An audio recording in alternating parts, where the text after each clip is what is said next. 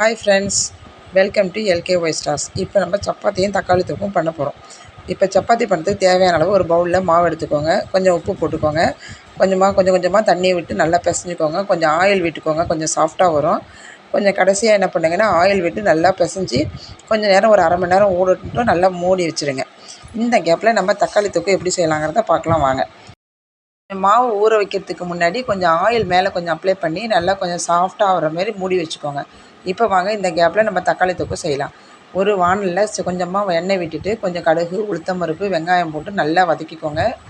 நல்லா வெங்காயம் வதங்கினதுக்கப்புறம் கட் பண்ண தக்காளி அதில் ஆட் பண்ணி கொஞ்சம் நல்லா சேர்ந்து வதங்கினதுக்கப்புறம் கொஞ்சம் கல் உப்பு, கொஞ்சம் மஞ்சத்தூள், கொஞ்சம் கரம் மசாலா, கொஞ்சம் காரப்பொடியும் சேர்த்துக்கோங்க. அப்போ தான் கொஞ்சம் நல்லாயிருக்கும்.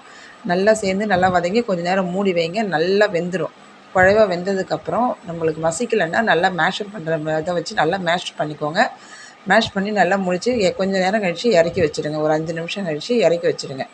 இப்போ நம்ம ஊறின மாவுலேருந்து ஒரு உருண்டை சப்பாத்தி எடுத்து நம்ம தேய்க்க போகிறோம் வாங்க. நல்லா சாஃப்டாக ஊறி இருக்குது. அந்த மாவு எடுத்து ஒரு சப்பாத்தி நல்லா அழகாக வட்டமாக போட்டு நம்ம கல்லில் போட்டு எடுத்தோம்னா சூடான சுவையான சப்பாத்தி நல்லா சாஃப்டாக இருக்கும், நல்லாயிருக்கும். நீங்களும் செஞ்சு பாருங்கள். இப்போ நம்ம சப்பாத்தியை கல்லில் போட்டு எடுக்கலாம். நல்லா கொஞ்சம் ஆயில் விட்டு எடுத்து பார்த்திங்கன்னா நல்லா சாஃப்டாக இருக்கும். இப்போ நம்ம டேஸ்ட்டு பண்ணி பார்ப்போம். சூப்பராக இருக்கும், நல்லாயிருக்கும். பாருங்கள். உங்களுக்கு பிடிச்சிருந்ததுன்னா சப்ஸ்கிரைப் பண்ணுங்கள், லைக் பண்ணுங்கள். ஓகே, பாய்.